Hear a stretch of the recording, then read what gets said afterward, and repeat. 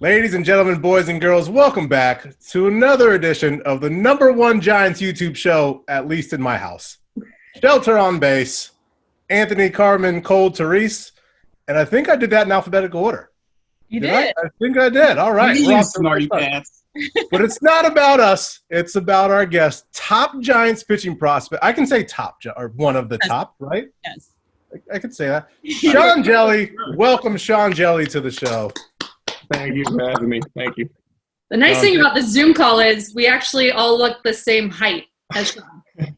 So I'm going to get all the way to the top of my angle if you want. I could try and make myself taller. So John, when I first talked to you, we had to sit in chairs because I'm 5'1", and it would just look like you were being interviewed by a small child. So Yeah, I do remember that. We did sit down for So the one thing that Giants Twitter does know and love about you is your height. You're 6'11", 7? What are you? somewhere in there. I officially got measured at 6'11" and a half. So I had 6'11", 7 foot, anywhere in between. Just tall. I feel like once you hit 6'5"-ish, you just stop keeping track. It's like getting older when your birthdays. You're just like, it's all the same. Yeah, you just classified as tall at that point. That's about it.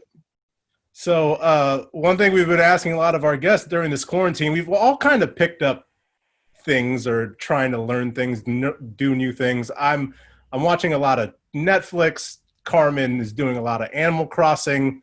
I know that. What's one thing that maybe you're doing, you've perfected, you have time now to do now that we're all staying home during this quarantine? What's the one thing that you've been up to? Probably just trying to lower my handicap, to be honest. Try and get out on the golf course and just – I'm not any good, so there's really no point in trying to lower it. It's just getting out of the house and trying to enjoy the weather and just golf. I love doing it, but I suck at it, but it's still fun. well, good for you because Therese lives in Pebble, and maybe she has a hookup. Yes. Do you have a hookup into the actual course or you just live near it?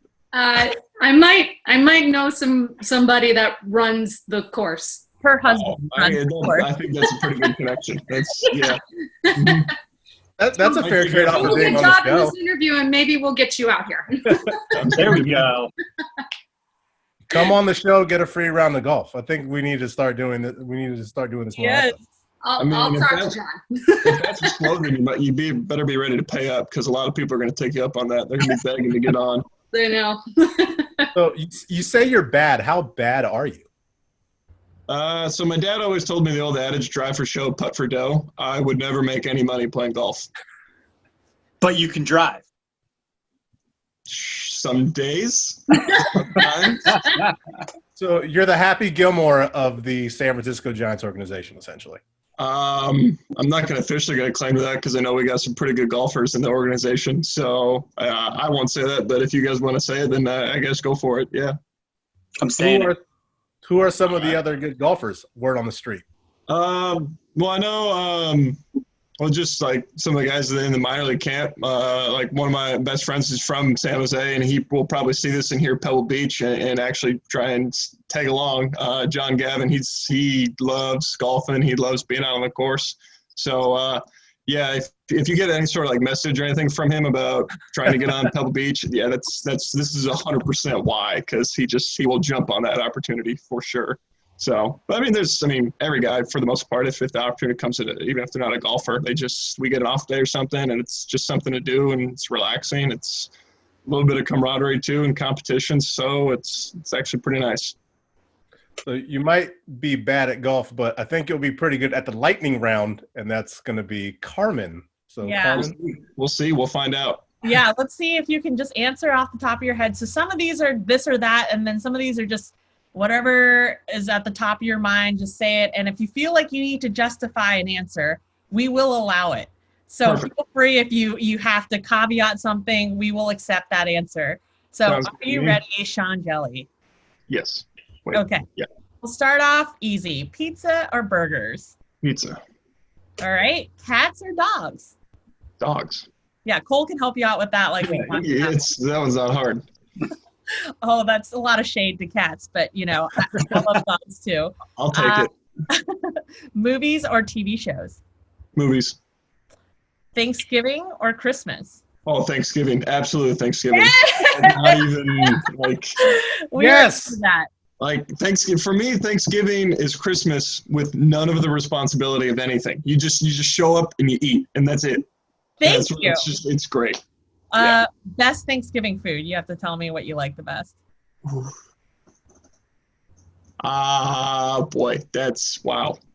This is actually probably more controversial than cats versus dogs. My mom's stuffing is definitely up there. Yes, stuffing is the best. Probably, yeah, either the stuffing or mashed potatoes. I'm a sucker for mashed potatoes. I'm gonna go with those two. And your stuffing, does it have sausage in it, or is it just like traditional? No, it's got sausage in it. There you go. Mm-hmm. That's a good answer. I'm like really, really liking the answers right now. So what about Instagram or TikTok? Instagram, but now Instagram is nothing but TikTok, so it's kind of one of the same.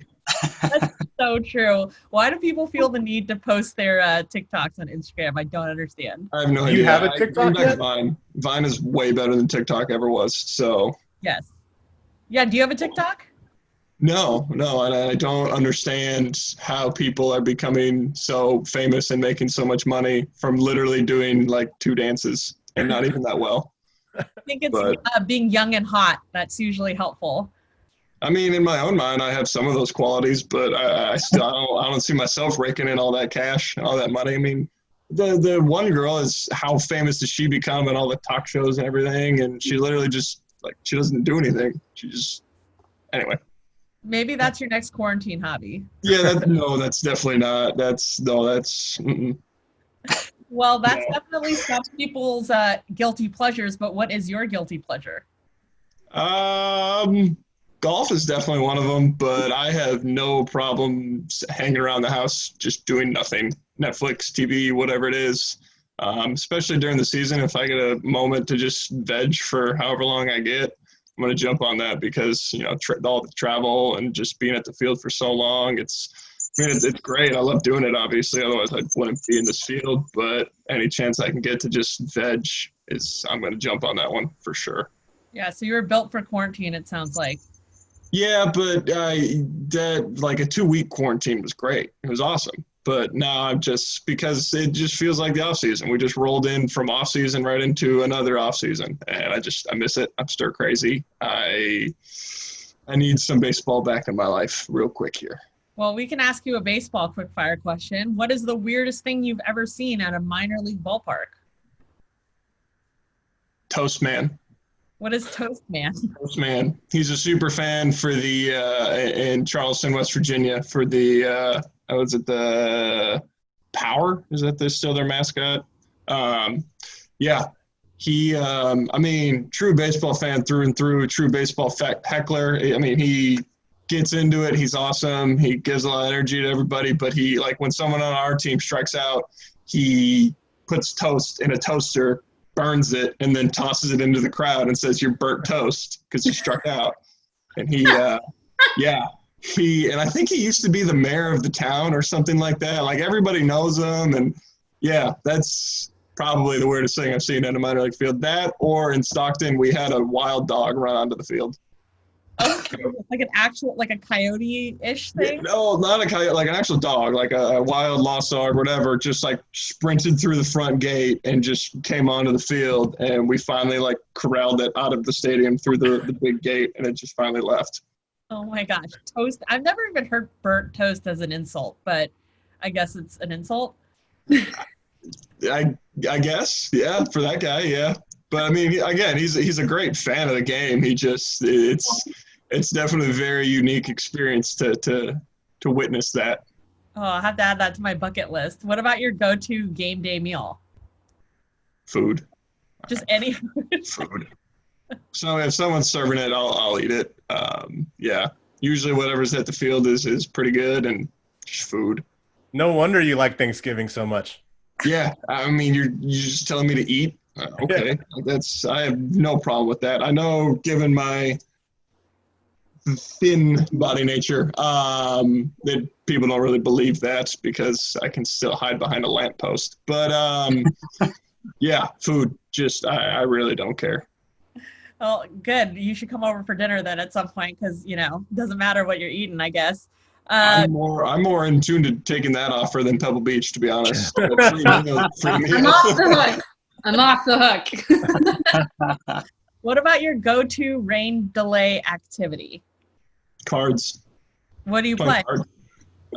We play a game called Pasoy, and then another game called Pluck, Rummy, Spades, Hearts, whatever we're in the mood for that day. Just honestly, it depends on who's willing to play with me, because different guys like playing different games. So I like playing cards. It's easy to kill time, especially during a rain delay.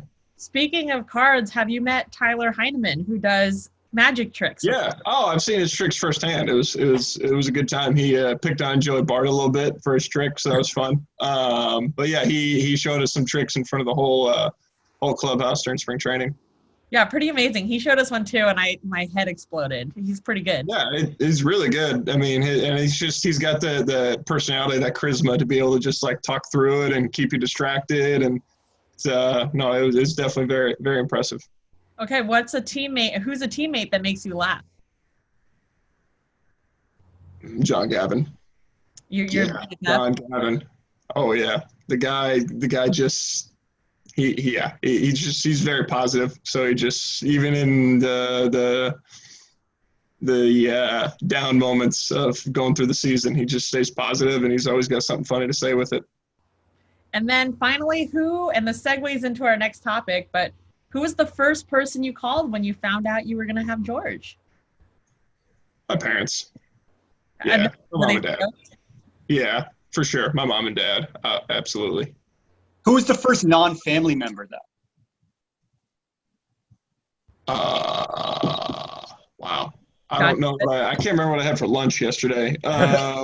Was it John Gavin? No, I know it wasn't him. It was actually, I do remember, because he was visiting in town when we found out. It was one of my best friends from high school. Oh. There we go. Yeah. With that, Therese, you want to talk a little bit about parentage? Yeah, I guess I'm the most qualified person out of the group to talk about this, huh? So welcome to Parents Corner, everybody. Take a seat. So, Sean, how are you holding up? You have a 1.5-month-old at home. Better yet, how is Caroline holding up? That's the real question. She's good.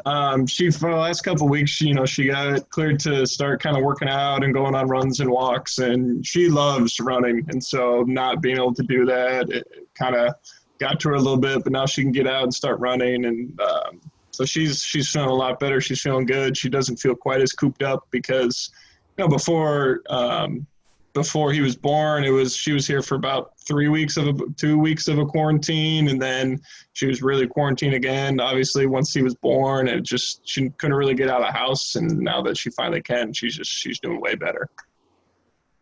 So are you guys getting any sleep? How's that going? Yeah. I can function pretty well on 5-6 hours of sleep, as long as you give me a cup of coffee when I wake up. So it's not too bad. I don't mind, when he wakes up at 5 a.m, just going downstairs and again, making my cup of coffee and hanging out and doing whatever with him, I can corrupt his mind at that time. There's no one else to listen in. So yeah, we're getting good sleep. He's starting to sleep about 5 hours now, 5-6 hours. So yeah, a big step, as you know. That's a big win. Because you don't have to wake up every 2 hours to change your style. Right. So now if we give him a pretty big bottle right before he goes to bed, he'll sleep till about like 5 or 6 in the morning, and then he'll go back again until about 9:30, and then we're up by then. So yeah, he's starting to sleep longer, which is a big old blessing. What have you taken as like your task to be like the best helper dad? Are you diaper duty? Are you bottle cleaner guy? Like, what have you taken on? Usually diapers, because like obviously I can't feed them. That'd be pretty difficult. So, especially when it was, up every 2-3 hours, for her, I was able to get a little bit more sleep. And so I tried to be the first one up and take him downstairs and change every diaper, because she was just so tired from having to get up with him and take care of that. So just trying to step in there. And plus I don't mind the smells so much. And we got one of those fancy diaper genies where you just slide it in and then you can just take them all out to the trash, and it's not that big of a deal. So it's really not. Diapers really are not. I mean, yeah, he blows out from time to time, and it's pretty. We've had some moments. I've been pooped on, as every parent has.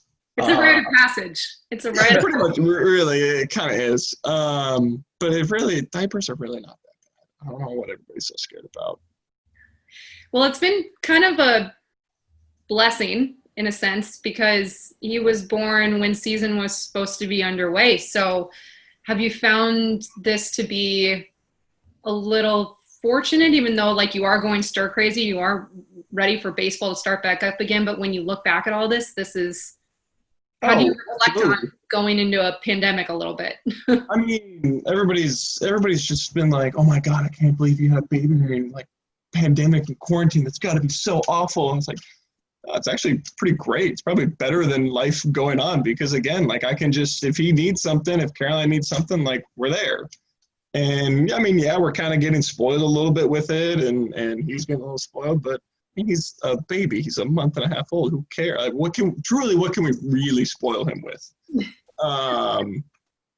And it's great. And it's going to suck when something does start back up or, life goes on because, I mean, for Caroline and I, I go to the field and I haven't been apart from him or each other for more than like 4 hours or something. So we're spoiling ourselves and it's going to suck to actually be apart from them for more than a day or a road trip or whatever it may be. So this has absolutely been so fortunate and absolutely been a blessing to just have all this time.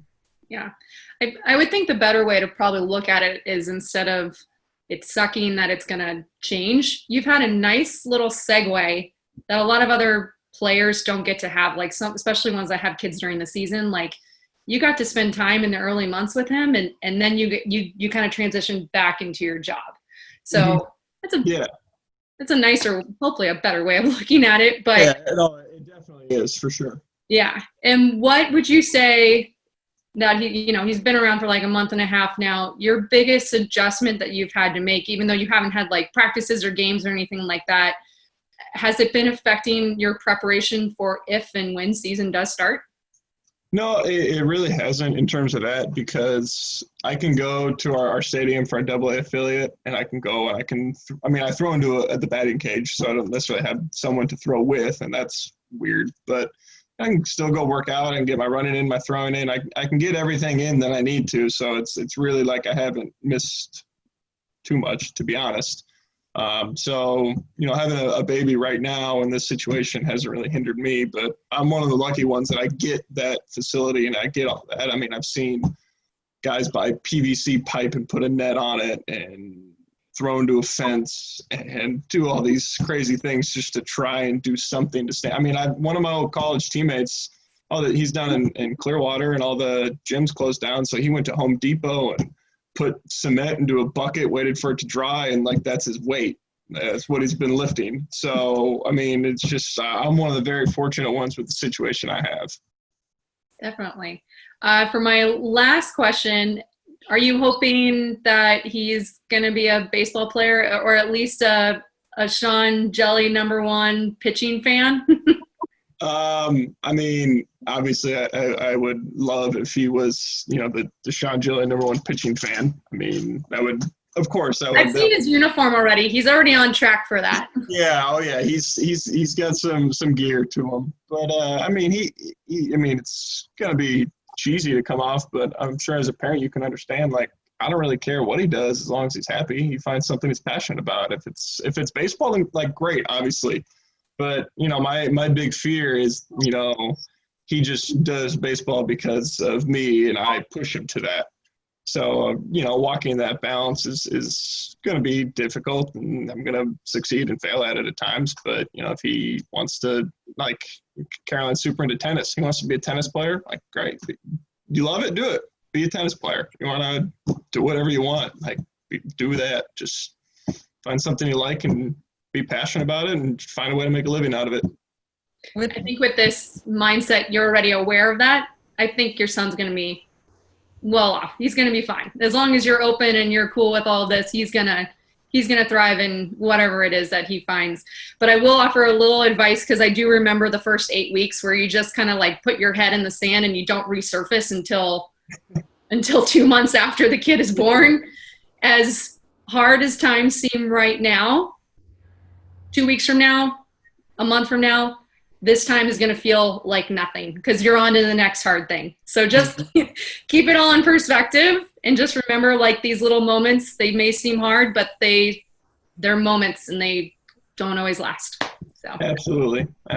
No, I will. Thank you for that.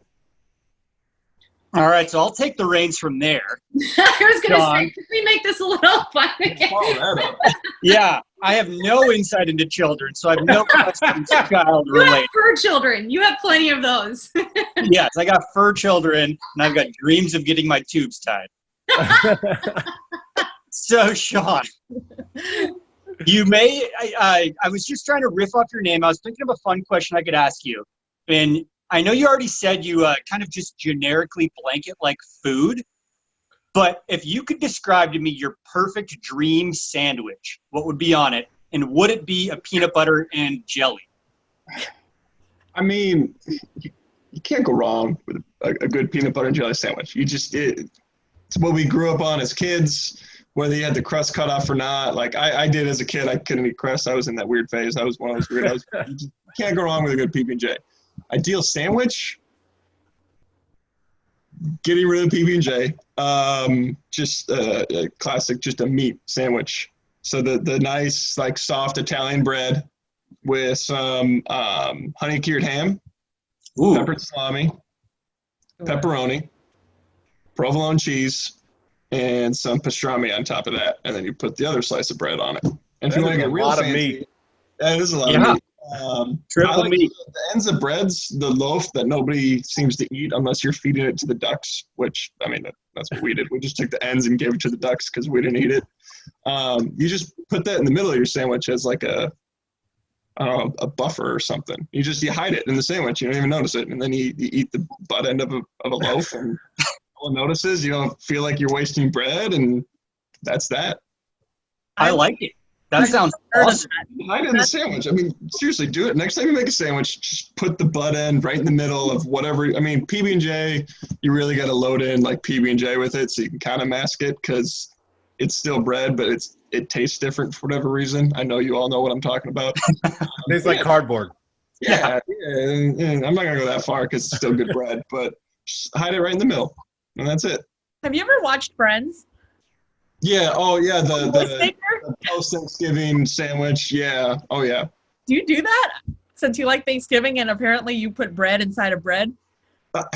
No, the post-Thanksgiving sandwiches I make are just the classic ham in the bread roll. Maybe a little bit of butter. Oh. A lot of butter. Therese, Carmen, Anthony, what questions do you have for our guest? I'll jump in. I have a question because I know this was your first spring training camp, this past spring training. How was that for you? And like, what was the best part of it for you? It was great. I mean, obviously, you know, first big league camp, I'm going to remember those experiences forever. And I mean, I was there to be a sponge and just soak it all in, soak it all up, to help me prepare for my start of this year. And just going forward, just keep going up and keep learning and progressing and growing. And that's exactly what I try to do. And that was just, that in and of itself was a great experience, just soaking it all up. I mean, my locker was right across from Brandon Crawford's and a little bit down from Belton Posey. And, you know, once I got over the initial, like, wow, I kind of am in the presence of some amazing baseball players. You know, you tear that wall down, you realize that they're just a baseball player here to do a job, and they're just a regular guy that, you know, willing to have a conversation. You just get rid of that wall and you jump into it. It makes things a whole lot easier. And Derek Rodriguez was a big help for me too. He was, I mean, he's a super nice guy, as I'm sure you guys all know. And Yep. he was willing to talk to me and answer my questions and help me learn. And we were always in the same groups and paired up together. So that's kind of how that worked out. But he was a really big help, but all those guys were. Everybody was just leaning on each other, and it was pretty cool. It was just to see that at that level, you know, like, it still goes on, because you hear all the once you get into professional baseball, everybody's in it for themselves and nobody's a team anymore. And you're just like, that's a load of crap. But then it's the what if in the back of your head. But to finally see that the guys were leaning on each other and using each other was pretty cool, actually. So my question plays off of Carmen's question. Who was your favorite and least favorite player to face during spring training? I don't know the guys I faced in the games I played in. I don't. There was a couple righties and a couple lefties. I pitched against the A's and I pitched against the Royals. I don't know who they were. Do you just have tunnel They're vision all when just you're out there? players. Yeah, their guy stepped in the box and I don't know who they were. And that's not I don't care who they were. I just truly, I didn't hear their names, didn't look at the lineup, yeah. So I don't know. Curious if it was like Mike Trout or somebody. I don't know. Yeah, it could have been Babe Ruth. You might have been in there with Babe Ruth, and you wouldn't. I would have liked to have hoped I would have noticed him, but yeah. Is this normally an approach that you take then? Do you just try to go in there, doesn't matter the name that's on the back of the jersey, or was it just because it was spring training and there's just so many different dudes that you're just like, I just got to just deliver? It was more so just it was spring training and it was my first big league camp. I was just really just trying to focus on what I needed to do and what they were, what we were working on and what they wanted to see from me. It was more so just focusing on me and what I needed to do rather than who stepped up in the box. Obviously in the season, I'll go through the lineup and, get the scouting report and go through that. And that's a part of it during the season. But for spring training, especially in those, I got the one inning and that was that. I was just up there trying to focus on what I needed to get done. Well, you had to face some of the Giants themselves, right? So maybe a favorite or a least favorite player from your own team when you in practice? So the one live pitcher hitter I didn't do it against any of the major league hitters. I went back down to the minor league side and pitched.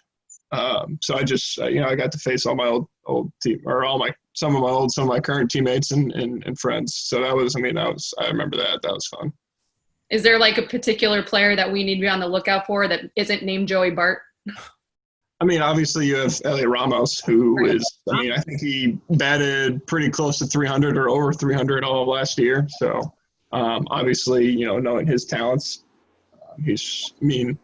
I like facing him because it's that fun camaraderie and we can have that back and forth and, I struck you out. I got you last time. And, Ramos is fun with that. And he's a good competitor and he's good. So it's fun to go against him for sure. I'm curious if you saw, he might be in AAA, but Melvin Adone, did you see any of his stuff? Yeah, I watched some of his bullpen, saw him throw, and obviously he was in big league camp this year, so got to watch him. I think I saw him pitch twice. Yeah. He's got a little velocity there. Yeah, just a little bit. Yeah. Oh, I just want to be able to throw a ball that hard just once. One time, just to see what it feels like, to watch my arm go with it. It'd be great. I don't know if you saw this. There was a big a Twitter controversy in the Bay Area over the weekend of whether or not it's appropriate to call San Francisco Frisco. So it got me to thinking, have you been out to San Francisco yet? And if you have, what do you like about the city? Yeah, I've been out to San Francisco a couple of times now. So I think 3 times now I've been there. And I love going there.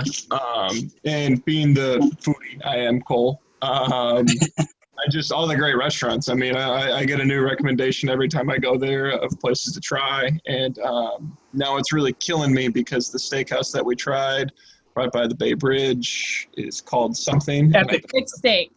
Epic Steak. That's where Hunter Pence had his wedding reception. Ooh, really? Yeah. Wow. They got some beautiful views there. So yeah, that was the one Epic Steakhouse. That was really good. But I like the sites too. We did a rookie camp and we ran the Golden Gate Bridge down to Baker's Beach. And so, I mean, that was a longer run than I thought it would be, to be quite honest. I think the bridge itself is a little over a mile, right? So around there. I think it's a little more than my, yeah. Yeah, Little just over. out over the water, seeing Alcatraz, and just it was beautiful. And so yeah, I love going to San Francisco. I've never personally called it Frisco. I've heard people call it Frisco, but more often than not, if it's shortened, it's San Fran. So Another controversial name for the city. Carmen, the look on your face. It is like it. I've heard Frisco, but I have heard more people say San Fran, but I don't really use. I guess if I were in a casual sentence just to say it, it'd be San Fran. I've never, because Frisco is a town in Texas. It is. So I feel like I'd be confusing people if I said, yeah, I'm going to Frisco. Anthony, do you want to break down the proper naming convention here? So he can fit in when he gets this up. I've heard, as I grew up in the city, I've heard more people refer to it as Frisco as anything else. In the Bay Area, it's known as the city, just in the Bay. But I think the city's acceptable, the Frisco's acceptable, and I feel like the only people I've ever heard refer to it as San Fran are out-of-towners. And you know what, Sean, you're an out-of-towner. So, I'm an out-of-towner. Yeah, We'll allow it. I qualify. there you go. You can do SF, right? Yeah, I've heard SF. that's the other one. Is some people say SF. Yeah. All right, so I'm going to take it from there. I'm going to go to some questions we sourced from social media. A lot of people had a lot of interesting things to ask you. I'm going to start running down this list for you. Right off the bat, Jen wanted to know, what's the favorite minor league stadium or city you've played in? Stadium. And was it the Toast Man? Yeah, the actual tourist stadium was really cool because that's where they shot Bull Durham. So just that little historic fact was really cool to know. But like Augusta, they just got a brand new stadium, and that place is awesome to play at, and they get a great crowd. So I mean, that's always fun too. City, I really like going to Charleston. Charleston was a really cool city. Charleston, South Carolina, because there's two in that league, West Virginia and South Carolina. But I'd have to honestly say Lexington because that's where I went to school. I think that's fair. By and far my favorite place to go visit and see my friends. Do you have a favorite Kentucky baseball moment from Tom? I got to pick one. Just one. Just one. Dang it, Tom. That in 2017 we won the school's first ever regional. And that whole weekend was pretty crazy because it's double elimination, and we lost on Saturday, and we fought all the way back from the losers bracket, and we forced an elimination game on Monday, and it rained cats and dogs that night, and the game, we delayed and the game didn't end until like 2:33 in the morning. And I was fortunate enough to be able to close that game out. And so just that whole weekend and all that series of events was it was unbelievable. It was awesome. I'll never forget that. There's a lot of pictures of there's a break in the storm, and there's a beautiful sunset right over the field too, and that's when we kind of started getting back going. And that whole weekend, especially that last like 12 hours or so, was unforgettable. It sounds awesome. Fergusaur from Instagram wants to know what the strangest ways you've heard your last name pronounced are. We kind of dabbled in this before that we started the show. What do you got? Well, Hjelle is probably the most popular one, but the most out there one I've ever heard is just flat out just hell. Hella. Okay. Well, and whoever wrote it down, so it was during a game. It was, I think it was like summer ball, like Legion or VFW, whatever I was doing at the time. And so they wrote my name down, and they spelled it wrong. They did SH. So I think the person thought that it was Shane. So they actually pronounced my name Shane Hell. That's awesome. Loco Java Man on Twitter wants to know, he's fascinated by the control you have at your height. What's your secret? It's just natural, innate ability. I mean, obviously, I had a lot of really athletic friends growing up, and so I just always try to keep up with them, and that's kind of how it all started. But for me, I really have to focus on my core because I'm very susceptible to just flailing open and being all. And, so I have to have somewhat of a core kind of. I'm not saying I have a six-pack by any means because that's not the case. But I have to have some sort of core stability. Otherwise, it's just all out the window. Do you have any pregame rituals from Raw? Doesn't have to be food related. Not really. I mean, I have my routine in terms of the warm up and stretching and everything that I need to do to be able to physically be ready. I have that routine, but in terms of, I am one of the few baseball players that is not horribly superstitious. I'm only superstitious about like 2 or 3 things, and that's about it. You're just a little stitious. Just a little stitious, yeah, Not exactly. super. Just a little. Just a little. All right. And last question from Kate. What was your favorite restaurant in college? And if you need it narrowed down, what was your favorite pizza restaurant in college? I mean, my favorite? Oh, boy. You're asking the food guy to narrow it down? Yeah, that could be 2 answers if you'd like. This was the hardest question all show. I like how we asked him about his pitching, and he's like, I don't know, I just throw the ball. And then when we asked him about pitching, like, Yeah, God, let me think about this. exactly. Favorite restaurant would probably be Blue Door Steakhouse. One of the best steaks I've ever had. Yeah. That'd be a trend, like you like meat. Big steak guy. Big meat. Definitely carnivore. Things have to perish for me to eat. Pizza place. So I lived in an apartment like 60 feet from campus, and it was by all the restaurants, like on all the restaurants and bars and everything and whatnot. And so there was a Blaze Pizza there, and that was probably I frequented the most. But in one of the old warehouse districts, they put in a Goodfellas Pizza, and they've got like the 18-inch slices or whatever, just like the giant. So the Goodfellas is probably my favorite, just because the feeling of just eating that giant pizza was pretty great. That Sean Jelly sized pizza. I like it. Yeah, exactly. And they've got like 3-foot-long breadsticks too. Fantastic. When you make the major league team, the Giants marketing food department's going to have so much fun with you. And you're still 4 feet taller than a 3-foot sub, which is great. That is wonderful math, Anthony. I'm really good at basic math, like addition, subtraction I could do, but you get me into geometry and trigonometry and it's all. No, I think the world can do without math. I'm very anti-math. Not actually. I'm a social studies history guy. It's where my mind's at. It's where my heart's at. Before someone misquotes or starts blogging about that. Yes, math is important in life. Like, keep learning math.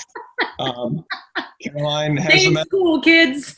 Definitely got through PR training. Yeah. Yes. If I were to be biased, history. But yes, math is still important. Sean Jelly, you love food and you hate math, so you're like 99% of everyone in ever. Yes. Sean, Yes. thanks for coming on. I've learned so much about you. This was a lot of fun. Thank you so much, Sean Jelly. Yeah, no problem. Thanks for having me on. I really appreciate it. All right, guys, we will see you next week. Thank you, Sean. And once again, we'll end with Put Barry in the Hall of Fame. Hey, Goodbye, everybody. Goodbye.